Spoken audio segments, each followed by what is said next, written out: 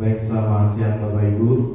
Terima kasih atas kesediaan waktunya sudah hadir di acara desiminasi modul 1.4 budaya positif. Saya Gomadian Sara, calon guru penggerak angkatan 9 SMA Negeri 2 Tanah Grogol, Kabupaten Pasir. Terima kasih atas kesediaan waktu Bapak Ibu untuk sebagai peserta pada acara desiminasi kali ini. Kita mulai saja kegiatan kita, menyebarkan pemahaman dan penerapan pengalaman budaya positif. Adapun bagian-bagian dari untuk materi budaya positif kali ini itu ada 8 bagian. Yang pertama adalah perubahan paradigma belajar, yang kedua adalah budaya positif, yang ketiga nilai kebajikan, yang keempat kebutuhan dasar manusia, yang kelima motivasi perilaku manusia, yang keenam posisi kontrol, yang ketujuh keyakinan kelas, dan yang kedelapan segitiga restitusi. Mungkin kita sudah tahu tentang profil belajar Pancasila. Di situ ada 6 nilai profil belajar Pancasila. Kemudian di sebelah kiri, yang di sebelah kiri itu ada bagan yang terhubung antara kurikulum, pembelajaran, dan asesmen. Dari circle tersebut itu dirangkum menjadi profil pelajar Pancasila. Apa saja nilai-nilai profil pelajar Pancasila? Yang pertama adalah beriman, bertakwa kepada Tuhan Yang Maha Esa dan berhalal mulia. Yang kedua adalah berkebinekaan global. Yang ketiga bergotong royong. Yang keempat mandiri. Yang kelima bernalar kritis. Yang keenam kreatif. Nah, jadi dari 6 nilai ini yang kita harapkan nanti untuk anak-anak kita memiliki 6 nilai dari profil pelajar Pancasila. Kita lanjut. Nah, ini menurut William Glasser, dia mengemukakan tentang namanya ada ilusi kontrol. Ilusi kontrol yang pertama adalah guru dapat mengontrol murid. Kemudian yang kedua, bahwa kritik dapat membuat orang merasa bersalah, dan kemudian dia bisa menguatkan karakter. Kemudian yang ketiga, penguatan positif itu sangat efektif dan bermanfaat. Yang keempat, bahwa orang dewasa memiliki hak untuk memaksa. Jadi itu menurut William Glasser dinamakan dengan ilusi kontrol. Nah, ini ada 2 bagian yang dinamakan yang sebelah kiri. Kolom kiri adalah stimulus respon, kemudian yang di kolom sebelah kanan adalah teori kontrol. Kita coba satu dulu. Yang bagian pertama, kita mencoba mengubah orang agar berpandangan sama dengan kita. Untuk di teori kontrol berbeda, kita berusaha memahami pandangan orang lain tentang dunia. Jadi saling bertolak belakang antara stimulus respon dengan teori kontrol. Kemudian misalnya yang kedua, perilaku buruk dilihat sebagai suatu kesalahan. Di teori kontrol, semua perilaku memiliki tujuan. Kemudian yang ketiga, orang lain bisa mengontrol saya. Di teori kontrol, hanya Anda yang bisa mengontrol diri Anda sendiri. Itu beberapa contoh dari paradigma stimulus respon dan teori kontrol. Ini juga sama, misalnya bagian pertama, realitas kebutuhan kita sama, tetapi menurut teori kontrol realitas kebutuhan kita berbeda-beda. Oke, kita lanjut ke bagian yang pertama adalah apa sih arti disiplin? Kira-kira dari Bapak Ibu ada yang tahu apa arti dari disiplin? Sesuai aturan. Ya, sesuai aturan. Kemudian ada lagi Pak Irfan. Oke. Pali. Apa yang dimaksud dengan disiplin? Kira-kira menurut bahasanya dari Pak Ali, disiplin itu adalah Untuk patuh pada aturan. turut patuh pada aturan, baik ya. Oke, baik, luar biasa ya. Jadi sebenarnya sama saja. Jadi disiplin itu adalah, nah itu berasal dari bahasa Latin. Jadi Bapak Ibu, disiplin itu berasal dari bahasa Latin, yaitu disiplina ya, artinya belajar. Nah, artinya sendiri menurut bahasa Indonesia itu kemampuan memerintah diri sendiri dalam mengontrol dan menguasai diri untuk memilih tindakan yang mengacu pada nilai-nilai yang kita hargai dengan penuh tanggung jawab tanpa terperintah orang lain. Kemudian tujuannya apa? Tujuannya adalah menciptakan peserta didik yang mengacu pada nilai-nilai kebajikan yang universal dan memiliki motivasi intrinsik dalam diri yang lebih baik. Oke, kita lanjut. Nah, ini yang disebut dengan nilai-nilai kebajikan yang sekarang lagi kita dalami adalah profil pelajar Pancasila. Yang tadi ada 5, beriman, bertakwa kepada Tuhan Yang Maha Esa dan berakhlak mulia, kemudian mandiri, bernalar kritis, berkebinekaan global, bergotong royong dan kreatif. Kemudian berdasarkan IPO, sikap murid itu toleransi, rasa hormat, integritas, mandiri, menghargai dan sebagainya. Kemudian 9 pilar karakter atau disebut IHF, itu cinta Tuhan dan segenap ciptaannya, kemudian kemandirian dan tanggung jawab, kejujuran, diplomatis, hormat dan santun dan sebagainya. Oke, ini nilai kebajikan juga yang lain.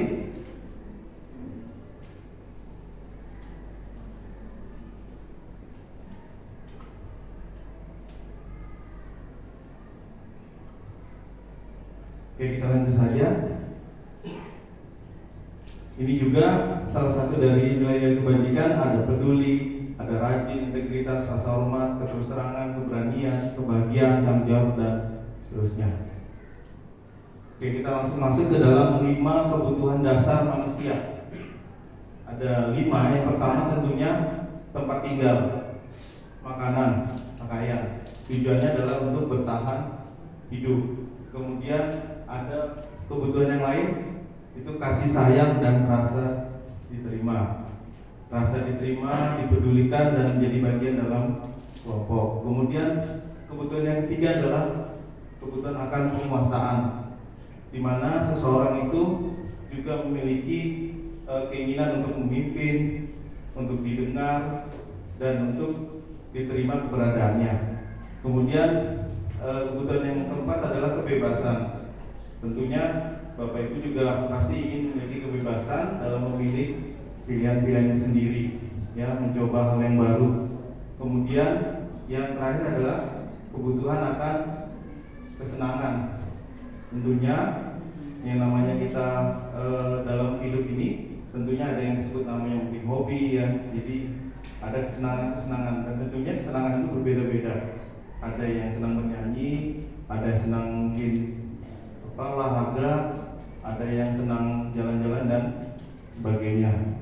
Itu 5 kebutuhan dasar manusia. Oke. Kemudian kita lanjut ke motivasi perilaku manusia.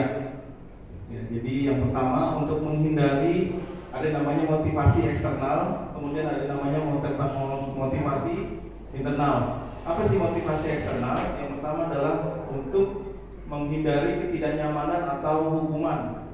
Kemudian yang kedua, untuk mendapatkan imbalan atau penghargaan dari orang lain. Jadi kita suatu tindakan itu tentunya didasari adanya motivasi. Nah, ada namanya motivasi eksternal dan ada namanya motivasi internal. Nah, kalau internal apa?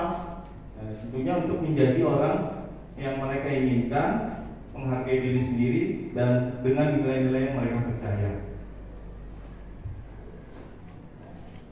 Oke, ini ada 3 bagian. Yang pertama ada hukuman, kemudian ada konsekuensi dan ada namanya restitusi. Oke, hukuman itu apa?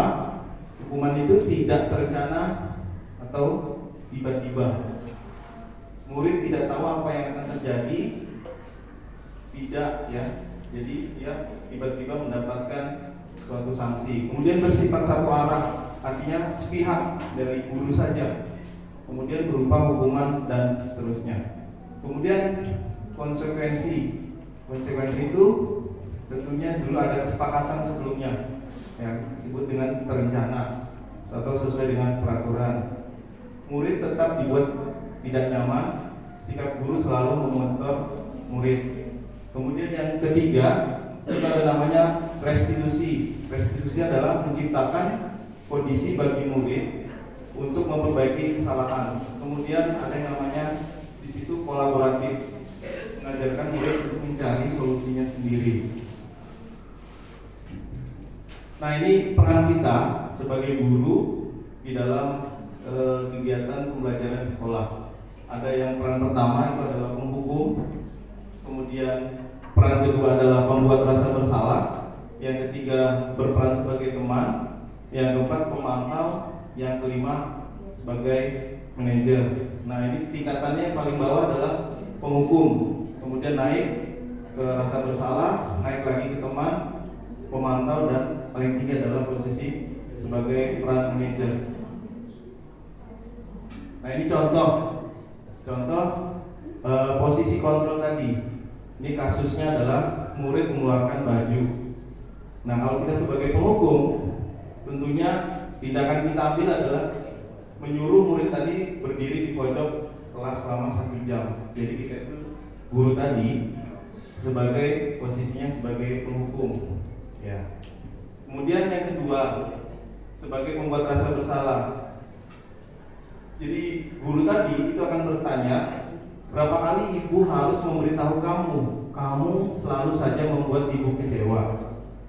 Nah, dari pertanyaan tadi kita dapat berposisi sebagai pembuat rasa bersalah. Kemudian bagaimana peran kita sebagai teman? Nah, nanti mungkin kita bisa mengatakan, ayo dong ikuti aturan sekolah, tolong bantu ibu kali ini saja. Ya sudah, tidak apa-apa, lain kali jangan sampai berbuat kesalahan yang sama. Jadi pernyataan tersebut kita berperan sebagai teman. Oke, kemudian sebagai pemantau. Nah, kalimatnya berbeda, Bapak Ibu. Kamu sudah melanggar peraturan sekolah, kamu tahu apa yang konsekuensi apa yang harus diterima. Jangan sampai diulang ya perbuatan kurang baik ini. Jadi hanya sebuah pernyataan, tapi kalimat tersebut itu membuat sebuah perbedaan. Nah, kalau kalimat seperti ini Bapak Ibu, dia bersifat sebagai pemantau. Jadi guru sebagai pemantau. Kemudian posisi yang tertinggi adalah posisi manajer. Apakah kamu tahu kesalahanmu? Kira-kira bagaimana cara memperbaiki kesalahanmu? Nah, jadi ada 5 peran kita sebagai guru pada posisi kontrol tersebut. Nah, tentunya mungkin sebagai refleksi juga buat kita, terutama saya sendiri, itu untuk mencapai posisi manajer itu tentunya sangat sulit ya. Kebanyakan mungkin kita dari posisi 1 sampai 4 ya, sampai pemantau. Manajer ini biasanya kalau pernah kita menjadi wali kelas, tentunya pernah kita berposisi sebagai manajer. Tanpa disadari atau disadari, tentunya kita pernah melakukan hal-hal seperti ini. Oke, kita lanjut. Nah, ini ada sebuah pertanyaan Bapak Ibu. Posisi kontrol apakah saya? Ada kalimat, ibu kecewa sekali dengan kamu, Ari. Kira-kira posisi kita sebagai apa di sini? Apakah sebagai penghukum, pembuat rasa bersalah, pemantau, teman, atau manajer? Oke, baik, kita lihat dulu. Ya, benar ya Bapak Ibu ya, luar biasa. Jadi dengan apa penjelasan yang sangat singkat tadi, Bapak Ibu sudah bisa memahami apa maksud dan peran tadi kita sebagai seorang pendidik atau sebagai guru. Oke, kemudian ada lagi, Ari, kenapa kamu selalu melakukan kesalahan yang sama? Posisi kontrol kita sebagai apa, Bapak Ibu? Ari, Pemantau. kenapa Kenapa kamu selalu melakukan kesalahan yang sama? Memantau ya. Oke, kita cek. Menghukum ya. Iya, menghukum karena dia menanyakan kesalahan, ya kan? Oke, kita lanjut. Oke, apa yang akan Ari lakukan untuk memperbaiki masalah ini? Manajer. Pertanyaan ini memposisikan kita sebagai seorang manajer ya. Luar biasa ya. Luar biasa. Terima kasih. Oke, kemudian ada lagi. Ayolah, lakukan perbaikan ini. Perbaikan demi ibu ya nak. Teman. Sebagai teman, benar Bapak Ibu ya, sebagai teman. Oke, benar 100. Oke, ada lagi. Ari tidak akan memperoleh nilai jika tugas yang diberikan tidak dikerjakan. Sebagai pemantau, benar ya, benar. Bu Sri benar. Ya. Oke, kita lanjut. Ada yang ditanyakan Bapak Ibu? Kirim filenya dong. Ya, nanti kita kirim di grup. Oke, ini pakai ini Bu, pakai Canva. Canva, kemudian yang ini di download biasanya Bu. Jadi kita download di media di Google banyak browsing, kemudian nanti di insert bisa masuk di Canva. Boleh Bu. Oke, kita masuk ke dalam namanya keyakinan kelas. Bapak Ibu pernah dengar kalimat ini, keyakinan kelas? Iya. Tentunya mungkin sudah pernah kita lakukan, tapi kita tidak menyadarinya. Kira-kira apa sih keyakinan kelas Bapak Ibu? Kesepakatan kelas, benar ya. Kemudian ada lagi, sebelum menjadi keyakinan kelas ada sebelumnya apa? Peraturan kelas. Nah, peraturan kelas ini bisa kita rubah menjadi namanya keyakinan kelas ya. Kalimatnya menjadi lebih singkat, lebih efektif. Oke, kita masuk ke dalam namanya keyakinan kelas.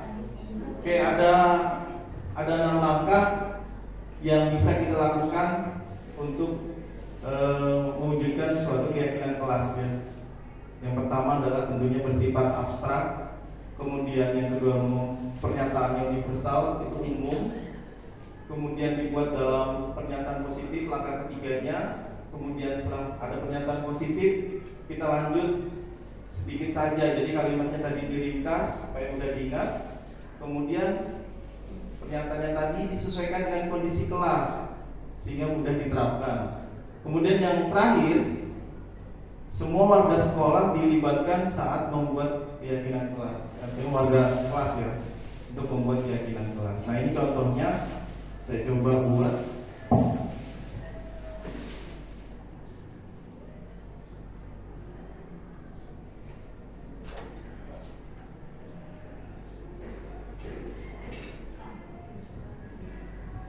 Oke, yang pertama, siswa menuliskan keyakinan yang mereka inginkan. Jadi apa yang diinginkan oleh anak-anak kita tuliskan dulu di dalam sebuah, misalnya biasanya itu ada sticky note. Nanti sticky note itu bisa ditempelkan di papan tulis. Jadi setiap anak mungkin punya satu peraturan ya yang mereka ketahui. Contoh misalnya dilarang terlambat masuk kelas, dilarang mengambil barang punya teman, dilarang mencuri, dilarang makan di kelas dan sebagainya. Ini salah satu yang dinamakan dengan peraturan. Nah, kemudian langkah kedua, guru dan siswa menulis keyakinan yang telah tertulis. Oke, yang tadi misalnya dilarang terlambat masuk kelas. Nilai-nilainya adalah tepat waktu. Ya, kita jadi ngambil kalimat yang lebih singkat dan lebih lugas. Kemudian dilarang terlambat ke sekolah, tepat waktu. Dilarang mengambil barang punya teman, komitmen ya, komitmen. Kemudian ada beberapa bagian yang sama ya tentunya ya, tepat waktu ini. Kemudian komitmen, ada beberapa poin. Oke, kemudian ada nilai kemandirian, kemudian ada komitmen. Jadi di sini ada nilai komitmen, ada beberapa poin yang sama. Oke, kemudian kita masuk ke langkah ketiga. Guru dan siswa memilah keyakinan kelas yang penting. Nah, silakan. Contoh misalnya dilarang. Jadi diambil bagian-bagian yang terpenting saja ya. Yang dari beberapa contoh peraturan yang banyak ini, kemudian kita sarikan, kita ambil intinya saja. Kemudian mengubah keyakinan kelas menjadi kalimat positif. Tadi yang katanya dilarang ini kita rubah kalimatnya. Ini kan pernyataan negatif Bapak Ibu. Dilarang. Nah, ini kalimatnya kurang bagus. Kita ubah menjadi sebuah kalimat positif. Tentunya berubah kalimatnya ya. Masuk kelas tepat waktu. Kemudian kembalikan barang yang dipinjam. Makanlah di tempat yang telah disediakan. Kumpulkan tugas tepat waktu. Tadi katanya dilarang merokok, diubah menjadi kalimat positif. Merokok dapat merusak kesehatan. Oke, kemudian kalau sudah, langkahnya tadi adalah dicek kembali, kemudian disepakati keyakinan kelasnya. Oke, catatan, buatlah keyakinan kelas semenarik mungkin dan tempelkan di depan kelas. Boleh dimodifikasi menggunakan gambar atau cara-cara yang lain. Seperti itu. Nah, ini contohnya daftar keyakinan kelas. Yang pertama adalah misalnya kita mau membuat kesepakatan itu berdasarkan kriteria. Yang pertama mungkin sikap. Ya, jadi kriteria yang pertama adalah sikap murid atau siswa. Oke, ini ada nilai-nilainya. Kemudian yang di belakangnya adalah kalimat pengantarnya. Ya. Toleransi, menghargai atau menghormati teman yang berbeda agama. Kemudian ada rasa hormat, menghargai pendapat orang lain. 3, integritas, cinta tanah air, begitu pacaran dan seterusnya. Oke, ini salah satu contoh dari tadi keyakinan kelas. Oke. Ada yang mau ditanyakan Bapak Ibu tentang keyakinan kelas?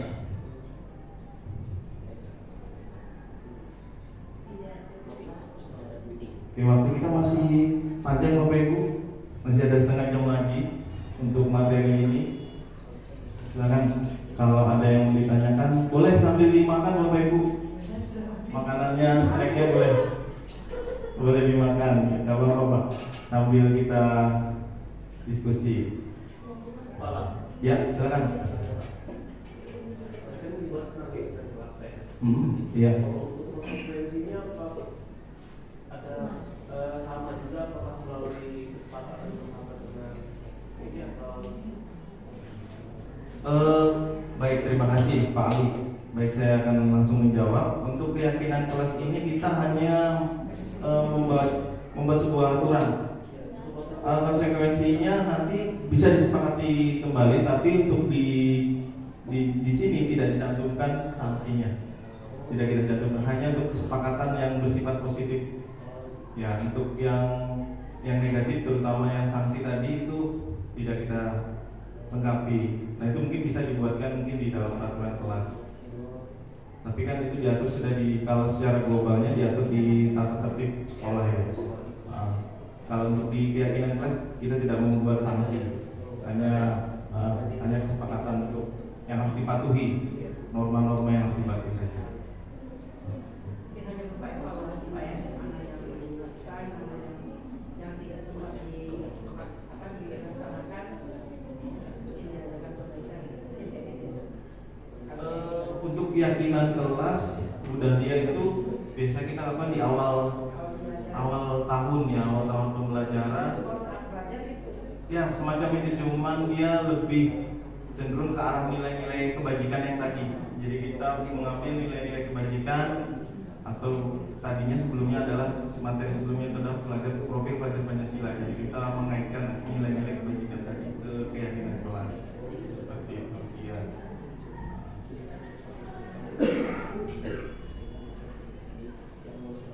Kalau posisi kontrol Bapak Ibu, kira-kira ada yang ditanyakan?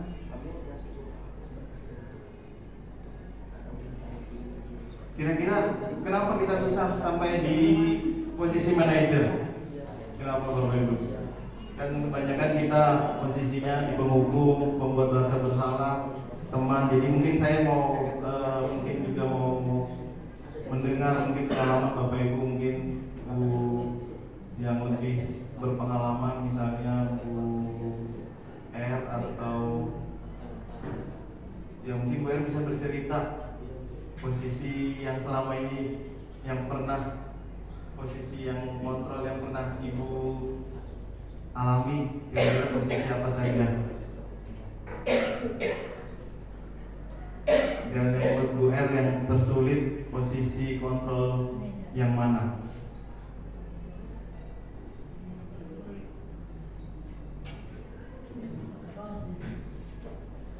Posisi manajer itu kita sulit ya menerapkan. Iya. Contoh saya misalnya, Iya, Bu. kita mau menerapkan hal sementara kita kekurangan kita tanya. Iya, Situ kan. benar-benar. Ya itu memang, iya salah satu memang kendala kita, Bu. Ya, kita Kendala kita sebagai posisi mengambil posisi manajer. Tapi menurut pengalaman Ibu, kita mungkin bisa berbagi di sini. Kira-kira Bu Nur posisi manajer ini yang pernah Bu Nur lakukan pada saat kapan? Pernah di awal-awal itu saya pernah renungan. Ya Bu. Karena anak-anak kan sering nangis itu, kan kalau saya sering nangis. Iya. Sampai nangis. Iya. Nah, bagaimana caranya supaya di dalam satu kelas itu tidak ada yang dasar bukan. Oh jadi Bu. Jadi saya selaku manajer melakukan sebuah renungan terhadap kesalahan salah saya dan kesalahan anak-anak terhadap temannya dengan cara renungan. Efektif Bu Nur? Alhamdulillah. Ini ya, artinya Kuat sekali Pak. perselisihannya tadi, Dikurangi. artinya mereka berdua tadi yang berkonflik Ya, tadi tidak artinya- ada dendam. Iya, sama saya kan saya tidak keluar dari kelas sebelum mereka. Oh jadi Bu Nur memang menahan mereka di ruangan Iya. itu Iya. sampai benar-benar mereka. Kalau cuma satu ruangan itu anak semuanya itu nangis. Itu kejadiannya di kelas, Di kelas. bukan di ruang guru berarti ya, atau di ruang BK. Ya, pada saat pelajarannya begini atau pelajarannya begini. Iya, bagus ternyata program itu. Jadi renungan itu, jadi ceritanya mungkin Ibu bisa berbagi dengan teman-teman Ya, di sini. Jadi renungan itu saya ceritakan, saya buat anak-anak itu dari awal mereka lahir sampai mereka sekolah di sekolah. Ibu pandu berarti. Iya. Mereka sambil merenung Ibu Apa pandu. yang pernah kalian lakukan, kesalahan apapun yang kalian lakukan, kesalahan teman yang kalian lakukan, Iya. orang yang kalian itu dimaafkan, karena maaf itu yang membuat. Jika kalian tidak dikasih membangun rumah, berarti kalian tidak bisa jalan. Oh begitu. Jadi pengakuan salahnya Ya, kamu semua. setelah renungan atau sebelum renungan ini? Setelah renungan baru mereka. Setelah itu kan semuanya kan mau mengaku kan? Benar, artinya anak-anak berusaha, iya benar. Nah, terus Setelah renungan, pernah apa semua kan mengakui semua kesalahan Iya. sama melakukan. jadi Bagus sekali. efektif itu Bu ya, luar biasa ya. Bagus. Benar-benar. Nah itu mungkin Bapak Ibu yang lain bisa mencoba model dari yang telah dilakukan oleh Bu Nur tadi itu, model renungan ya Bu ya. Jadi mengatasi Ya terus terang saya belum pernah Bu, jadi mungkin bisa nanti. Betul. Tapi besoknya dia nggak main lagi Bu ya, artinya maksudnya ada Jadi perselisihan. makanya anak buah saya penangisan. Apa tadi ada di luar nanti. Berarti dia benar-benar anu Bu ya, apa? Saya coba Pak. Bahas berarti Ibu pendekatan dari hati ke hati ya, artinya ya, dari hati, bukan pendekatan secara apa dengan sentuhan ya. Dengan kata-kata saya itu tapi ya, itu kok sekali dan kan kayaknya. Oh berarti di terapinya selama 3 kali, kalau sekali belum mempan ya Bu ya. Ya, paling sebulan 2 bulan bisa, tapi setelah itu lagi. Baik.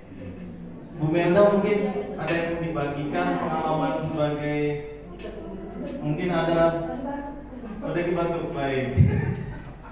Bu R tadi belum selesai ya, Bu R bisa berbagi pengalaman kepada teman-teman mungkin apa yang sudah pernah Ibu terapkan, mungkin berbagi pengalaman, ada mungkin anak-anak berkonflik terus ibu menggunakan metode apa, atau ibu misalnya anak ini melakukan suatu kesalahan, kira-kira ibu melakukan apa terhadap anak tadi. Mungkin bisa ibu bagikan pengalamannya terhadap teman-teman di ruangan ini. Kita saling berbagi aja ibu, artinya di sini kita sharing saja, sharing tentang pengalaman-pengalaman kita. Mungkin yang wali-wali kelas itu biasa mengatasi permasalahan. Siap.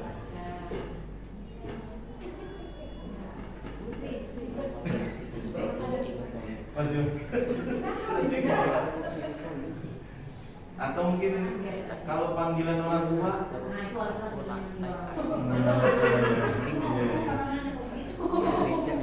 ya Bu Afri mungkin pengalamannya mungkin di perpustakaan mungkin. Ya, bagaimana ibu menyikapi? Ya, kira-kira apa yang ibu lakukan dari 5 kontrol tadi? Ibu sering mengambil posisi sebagai apa? Sebagai penghukum atau pemantau atau pembuat?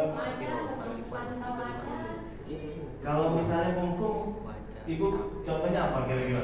Nah, ya. Mengganti ya, berarti memang langsung dihukum di tempat dulu ya. Dikasih waktu sih Pak biasanya. Oh gitu, artinya ya tetap langsung didenda. Dia mencari dulu kan, dikasih waktu 1 hari 2 hari dulu dia mencari, dia laporan lagi kalau ditanya. Baru disuruh ganti Bu ya. Siap. Kalau sebagai posisi manajer belum pernah Bu ya. Oke baik. Ada lagi yang lain Bapak Ibu, Bu Heni mungkin berbagi di SMK gimana Ibu? Pengalaman di SMK, karakter murid kan berbeda-beda Ibu. Kalau di SMK itu cenderung bagaimana, kemudian kalau karakter murid di SMA, kemudian di SD, di SMP itu kan berbeda-beda. Nah kita mau dengar dari Bu Heni gimana selama di SMK ini karakter muridnya bagaimana dan cara menangani siswa-siswa tadi itu. Monggo Ibu. Di pengalaman yang kemarin. Iya. Oh iya. Pernah pada tahun saya pertama kali masuk SMK waktu itu kan setelah ini di SMA Bangkok pada tahun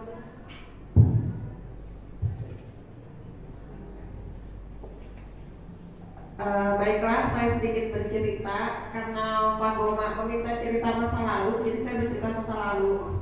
Pada saat waktu saya masih mengajar di SMK pada tahun 2012, tepatnya bulan Oktober, karena saya ingat betul itu ketika saya baru masuk SMK kemarin, itu menggantikan teman saya yang kuliah, Bu Nani, Pak Goma kenal, S2.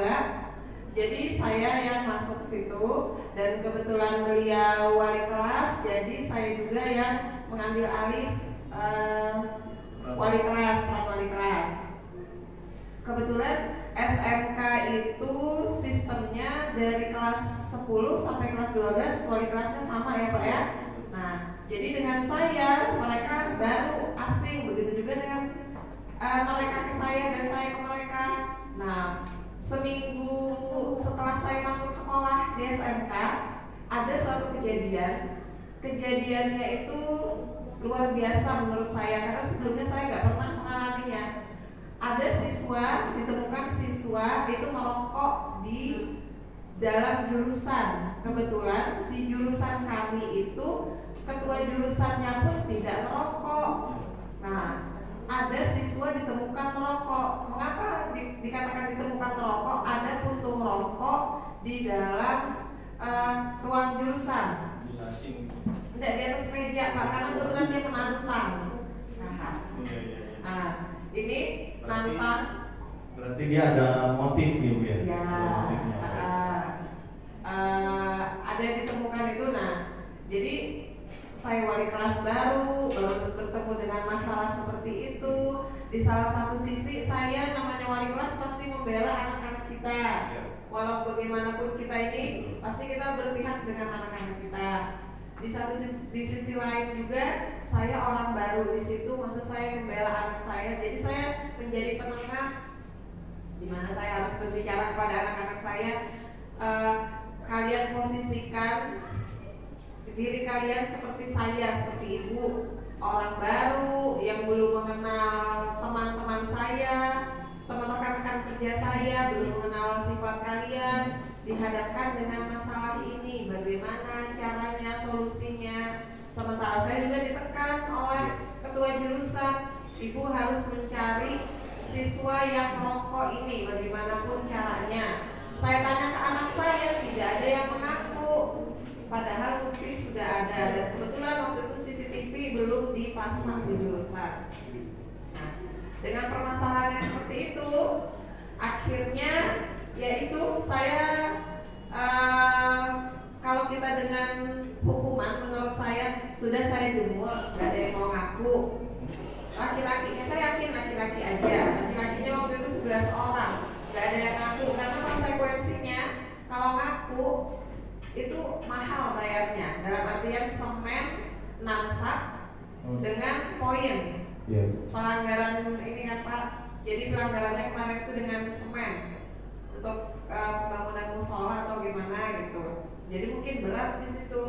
Nah jadi dengan fisik lah menurut saya jemur, nggak ada yang mau ngaku. Oke, kalau gitu saya kumpulkan dalam suatu ruangan waktu itu kelas, cewek-ceweknya saya suruh keluar, kita berbicara dengan hati, pelan-pelan saya ajak ngomong. Ya saya ajak ini memposisikan diri kalian seperti saya, bagaimana rasanya. Toh dunia kerja, saya ajak ini masa depan dunia kerja nggak segampang yang kalian pikirkan. Nanti kalau kalian kerja menemukan masalah seperti ini itu bagaimana? Nah akhirnya adalah yang mengaku kalau saya yang melakukan itu.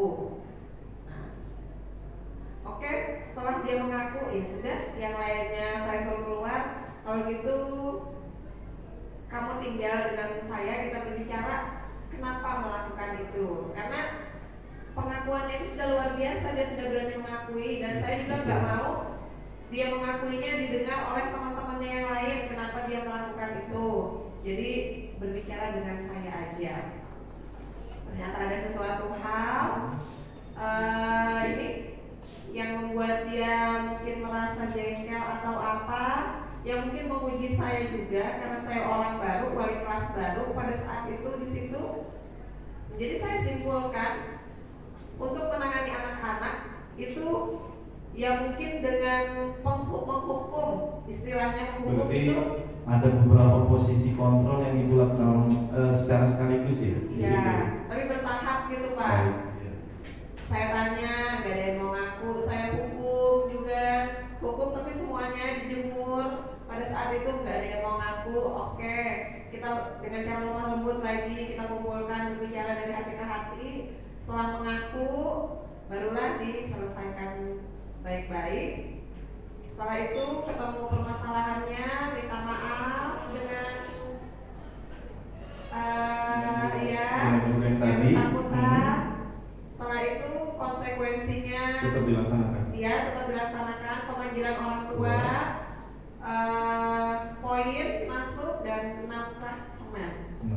Ya, jadi itu bukan Bu. Nice. SMK Sama juga gitu Bu. Dulu. Oh, Dulu kita juga iya. juga ada sanksi seperti Iya.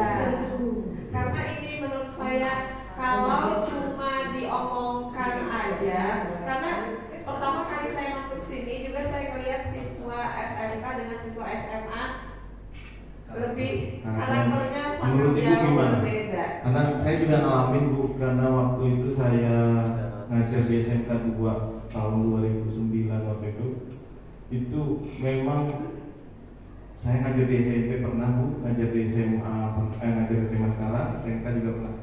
Saya membandingkan tiga jenis sekolah ini, memang makanya saya minta penilaian dari Ibu. Kita berbagi menurut Ibu. Jadi kalau di SMA bagaimana? Kalau di SMA mungkin ya Pak ya, itu kan beberapa tahun yang lalu. Iya. Kalau di SMK karena kita untuk berbuat seperti itu nggak dibolehkan lagi ya, nanti ini maksudnya kalau menghukum Yang bagaimana? ya yang sekarang pelajaran di mananya yang Kalau misalnya kebetulan anak saya kemarin itu juga sudah saya suruh push up. hukuman fisik Bu ya? Iya. Itu boleh nggak Pak? Selama itu tidak berupa bullying Bu, kan kita kan sudah belajar bullying kemarin ya, Ya. yang dengan buruan. Buruan. Ya, selama tidak masuk dalam aturan bullying mungkin tidak masalah sih sebenarnya.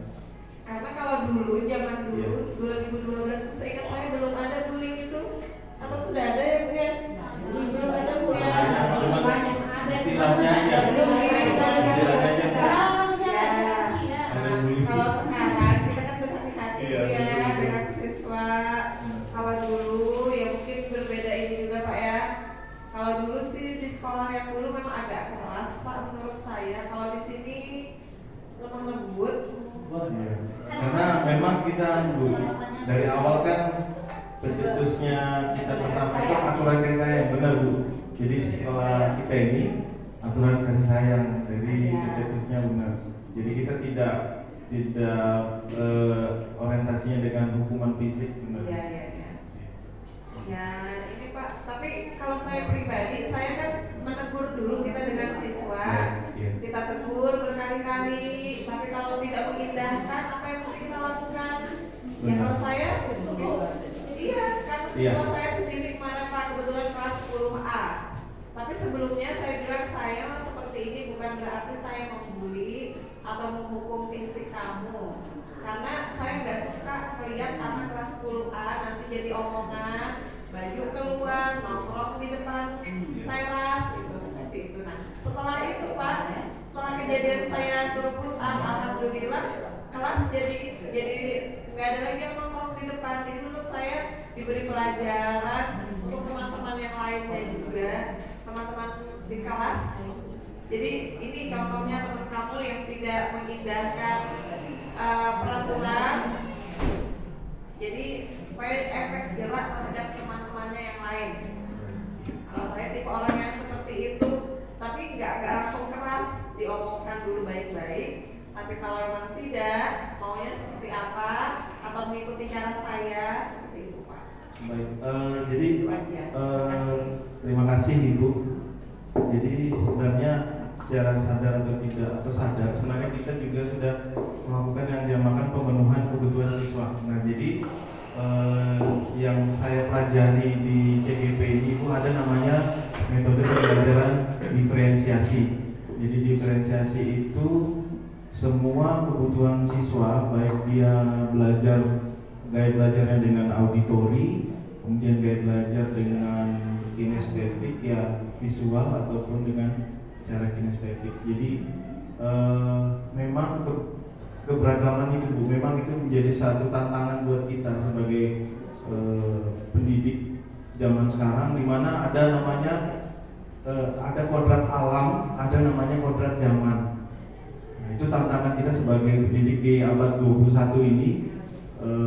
Nanti mungkin Ibu, kalau Ibu nanti mengikuti juga akan ini saya akan membagikan pengalaman saya yang sudah saya dapat. Jadi ternyata memang di dalam pembelajaran diferensiasi itu dia harus memenuhi semua kebutuhan akan siswa di dalam pembelajaran itu.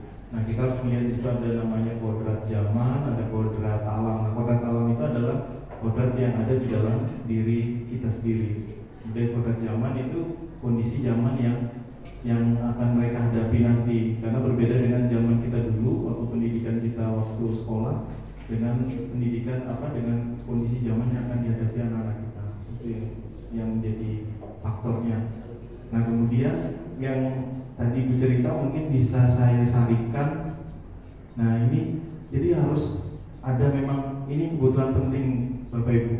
Jadi salah satunya yang mendukung keberhasilan pendidikan itu ada ada namanya kebutuhan akan tempat tinggal, kemudian kebutuhan kasih sayang, kemudian ada namanya penguasaan. Jadi seseorang itu perlu didengar. Jadi ada keinginan mungkin menjadi seorang pemimpin, ada keinginan untuk harus keinginan diterima di lingkungannya.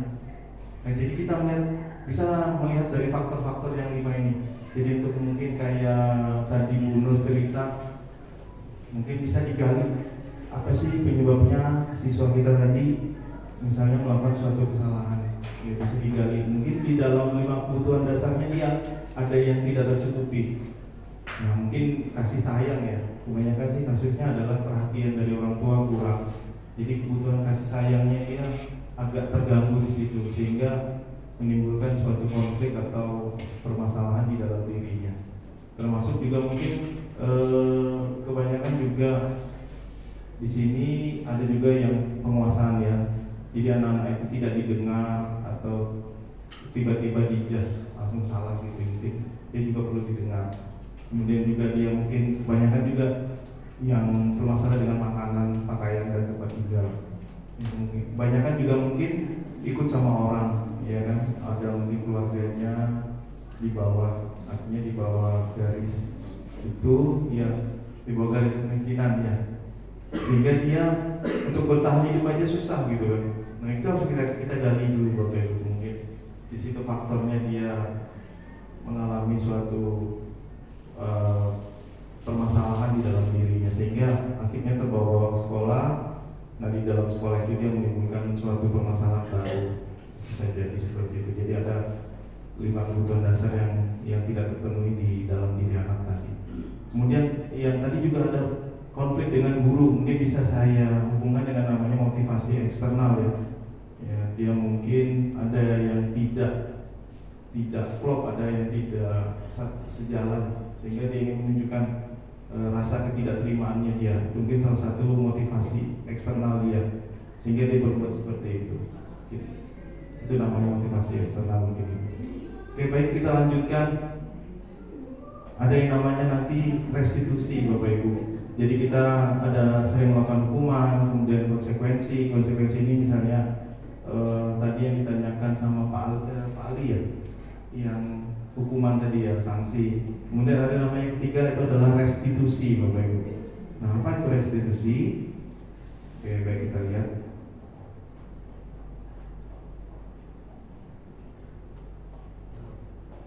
Ini namanya segitiga restitusi. Jadi ada dialog antara guru dengan siswa sehingga nanti siswa tadi menjadi kepribadiannya menjadi mandiri dan bertanggung jawab. Oke, yang pertama adalah menstabilkan identitas dulu. Kemudian langkah kedua adalah validasi tindakan yang salah. Kemudian yang ketiga adalah menanyakan keyakinan. Dinamakan dengan segitiga restitusi. Nah, apa sih yang dimaksud dengan menstabilkan identitas? Oke, berdasarkan prinsip membuat kesalahan adalah bagian dari proses pembelajaran. Jadi berbuat salah itu tidak apa-apa. Tidak ada manusia yang sempurna. Saya ingin mencari solusi dari permasalahan ini. Ibu atau bapak tidak ingin mencari siapa yang salah, namun ibu atau bapak mencari solusi dari permasalahan tersebut. Kamu berhak merasa begitu. Itu yang kita harus stabilkan dulu identitasnya tadi. Ya, dengan artinya dengan menenangkan anak tadi sehingga nanti anak kita akan menjadi lebih bercerita, dia akan lebih terbuka. Jadi kita stabilkan identitasnya. Kemudian memvalidasi tindakan yang salah. Bagaimana caranya? Nah, tentunya ada beberapa pertanyaan yang bisa kita tanyakan ke anak tersebut. Nah, misalnya kita ingin menggali, kamu pasti punya alasan mengapa kamu melakukan hal tersebut. Ini salah satu pertanyaan-pertanyaan yang bisa untuk memvalidasi tindakan yang salah tadi. Padahal kamu bisa melakukan yang lebih buruk daripada ini ya. Kamu patut bangga karena kamu telah melindungi sesuatu yang penting buatmu. Kamu melakukan karena mempertahankan sesuatu yang penting bagimu. Kemudian menanyakan keyakinan.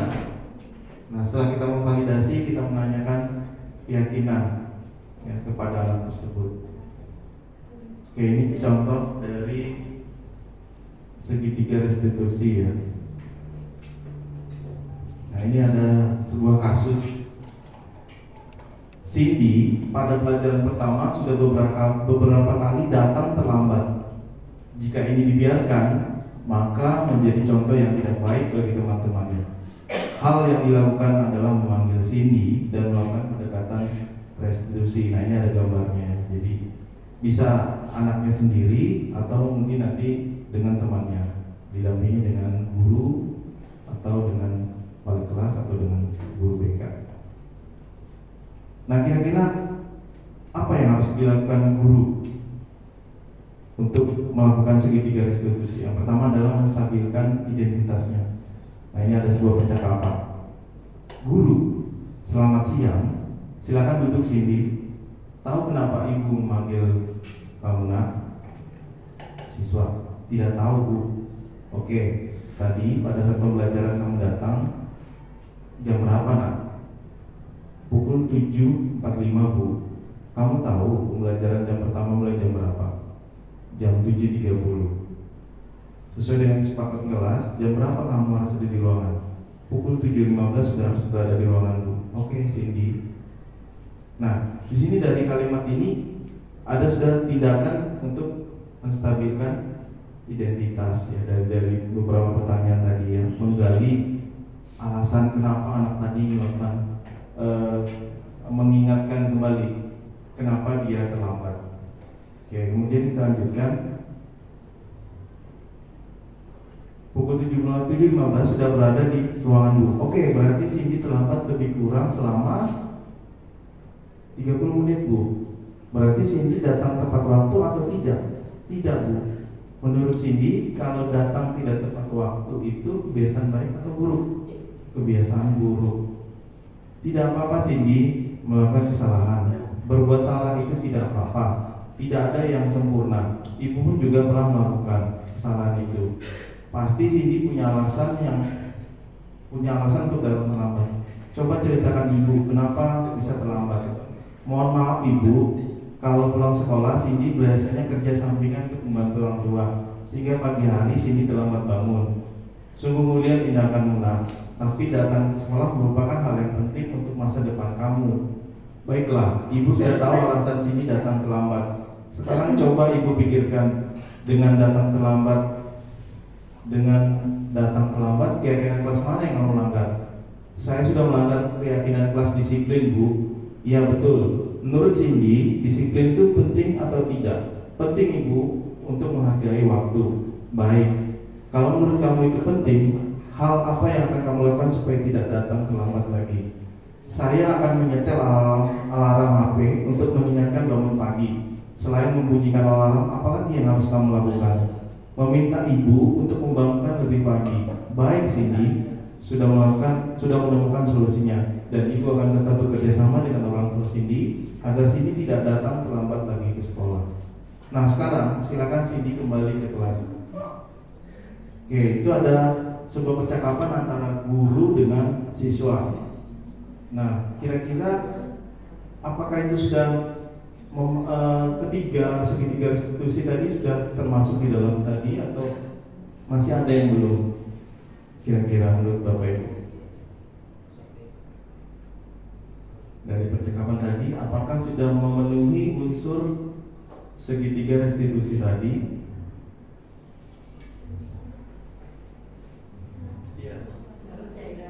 Iya. Ya, jadi dia sudah menstabilkan identitas kan Bapak Ibu? Di saat kapan dia menstabilkan identitas? Pada saat ya dia menanyakan jam masuk kita sebenarnya jam berapa Cindy? Ya, jam 7 berapa terbaik? Jam 7.15 sudah ada di kelas. Oke, kita jadi mungkin bisa nanti Bapak Ibu bisa mungkin melakukan hal seperti namanya kan segitiga restitusi. Jadi menggali dulu, pertama menstabilkan identitas, kemudian setelah itu memvalidasi tindakan salah. Nah, di bagian mana tadi Ibu tadi memvalidasi tindakan yang salah? Ya, artinya apa kira-kira? Di mana? Di bagian mana, Pak Ali? Ini ada bagian pemandu pertanyaan pemantiknya. Kamu pasti punya alasan mengapa kamu melakukan hal itu. Berarti waktu saat gurunya tadi menanyakan kenapa kamu terlambat ya. Ya, jadi dia memvalidasi tindakan yang salah atau menggali alasan kenapa dia melakukan suatu kesalahan. Oke, kemudian menanyakan keyakinan pada saat kapan? Pada saat menanyakan dia di di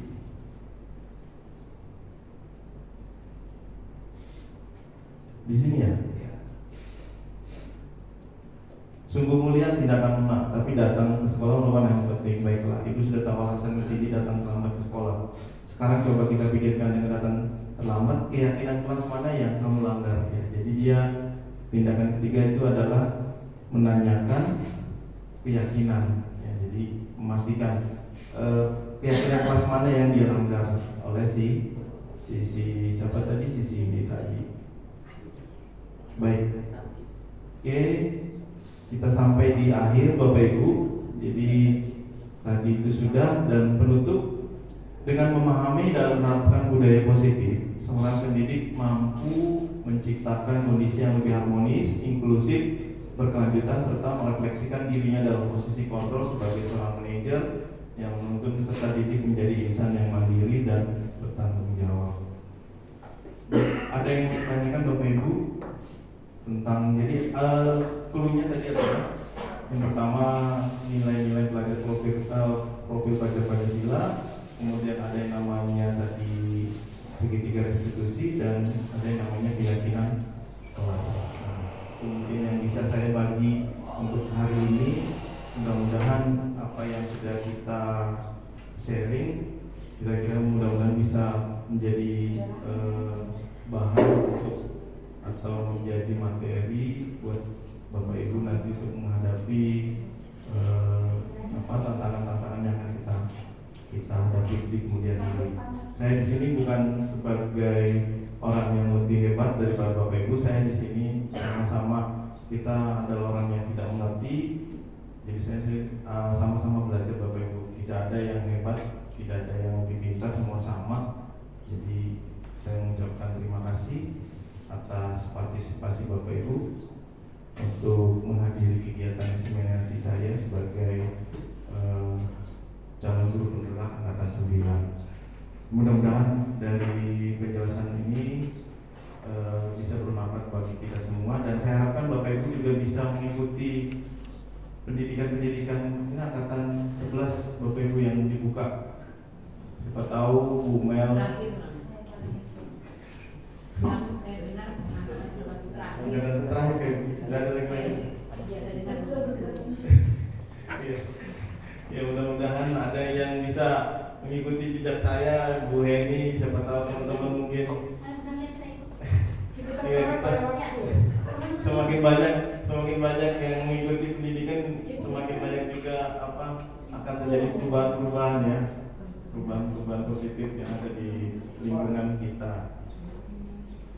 Terlepas dari kita memiliki banyak kekurangan, jadi ya mudah-mudahan kita bisa menjadi panutan seperti yang jadi kita ini di sini menggunakan ini Bapak Ibu prinsip dari Gajah Dewantara. Jadi ada tiga prinsip sebagai panutan, sebagai suri tauladan. Susah Bapak Ibu ya, tidak mudah untuk menjadi seorang panutan, seorang suri tauladan. Butuh konsistensi di situ. Butuh ya konsisten ya, jadi susah kita kalau kita tidak ini ya, tidak konsisten, harus konsisten. Baik Bapak Ibu, ada yang tanyakan?